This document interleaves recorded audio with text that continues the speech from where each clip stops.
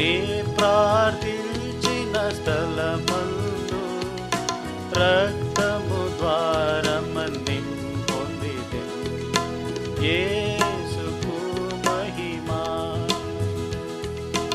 యేసుకు మహిమా, మహిమా, యేసుకు మహిమా, మహిమా.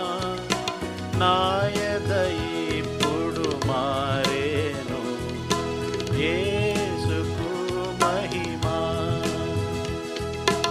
ఆశ్చర్యముగా హృదయము మారెను, యేసుకు ఆలయమాయెను.